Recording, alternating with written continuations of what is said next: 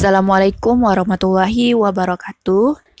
Hari ini kita kembali mempelajari pembelajaran tematik pada halaman 3, tema 4 berbagai pekerjaan, subtema 1 jenis-jenis pekerjaan, pendamping pembelajaran 1 IPA KD 3.8 tentang pentingnya keseimbangan alam dan kelestarian sumber daya alam. Menjaga keseimbangan alam perlu dilakukan agar tidak merugikan manusia maupun makhluk hidup lainnya. Contohnya, menjaga kelestarian pohon bakau. Pohon bakau di pantai dapat menahan air laut. Apabila dirusak dan ditebang secara berlebihan, maka akan terjadi pengikisan pantai atau abrasi. Oleh karena itu, sumber daya alam juga perlu dijaga kelestariannya. Apa yang dimaksud dengan sumber daya alam? Sumber daya alam adalah segala sesuatu yang ada di alam dan digunakan untuk memenuhi kebutuhan hidup manusia. Contoh, usaha yang dapat dilakukan untuk melestarikan sumber daya alam adalah sebagai berikut. Yang pertama, penanaman kembali hutan-hutan yang gundul. Yang kedua, membuat tambak di aliran sungai untuk budidaya berbagai jenis hewan seperti ikan dan udang. Yang ketiga, meningkatkan penggunaan sumber daya alam yang tidak terbatas seperti matahari, angin, dan tenaga angin. Nah, salah satu akibat terganggunya keseimbangan alam di pantai adalah abrasi oleh air laut. Selanjutnya, pembelajaran IPS KD 3.3 tentang jenis pekerjaan sesuai tempat tinggal masyarakat. Terdapat berbagai macam tempat tinggal masyarakat di Indonesia. Misalnya, dataran tinggi, dataran rendah, dan di pantai. Setiap tempat tinggal memiliki sumber daya dan kondisi yang berbeda-beda.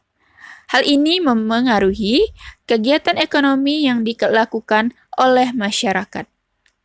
Oleh karena itu, masyarakat memiliki jenis pekerjaan yang berbeda-beda.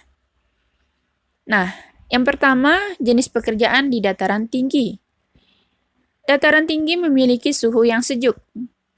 Masyarakat yang tinggal di dataran tinggi biasanya bekerja sebagai peternak, pedagang, dan pekebun perkebunan. Contoh, tanaman yang ditanam di dataran tinggi antara lain teh, sayur-sayuran, dan buah-buahan. Contoh daerah dataran tinggi di Indonesia yaitu dataran tinggi Dieng dan dataran tinggi Ijen. Yang kedua, jenis pekerjaan di dataran rendah. Dataran rendah biasanya memiliki tanah yang subur dan landai. Oleh karena itu, dataran rendah cocok dimanfaatkan sebagai tempat bertani. Banyak masyarakat di dataran rendah bekerja sebagai petani tanaman padi, kelapa, tebu, dan lain sebagainya. Ada juga yang bekerja sebagai peternak dan pedagang. Yang ketiga, jenis pekerjaan di pantai. Pantai merupakan bagian dari dataran rendah yang berbatasan langsung dengan laut. Sebagian daratan di pantai ditutupi oleh pasir. Umumnya, masyarakat yang tinggal di pantai bekerja sebagai nelayan, petani garam, dan penambak ikan.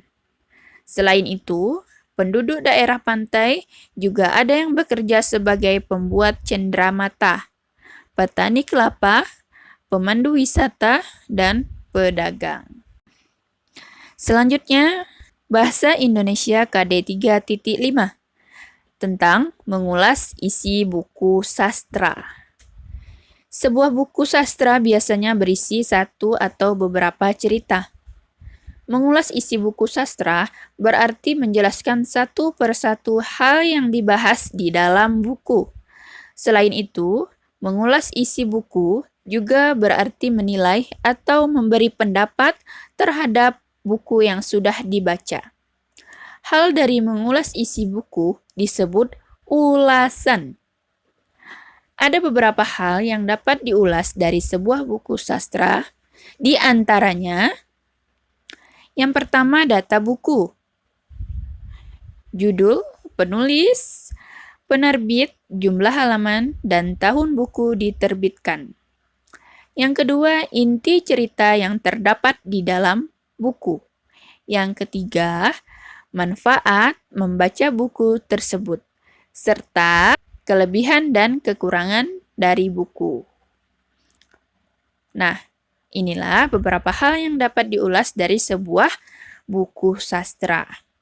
Nah, selanjutnya PPKN KD 3.1 tentang makna sila pertama Pancasila.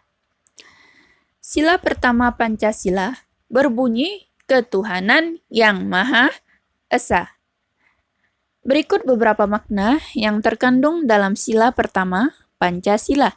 Yang pertama, percaya kepada Tuhan yang Maha Esa sesuai dengan ajaran agama masing-masing. Yang kedua, melaksanakan kewajiban dan keyakinan terhadap Tuhan yang Maha Esa. Yang ketiga, saling menghormati antar umat beragama supaya tercipta sebuah kerukunan.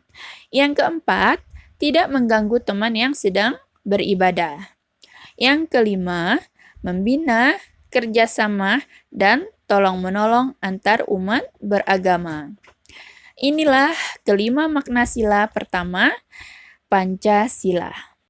Demikian pembelajaran tematik pada hari ini. Ustazah akhiri dengan mengucapkan wassalamualaikum warahmatullahi wabarakatuh.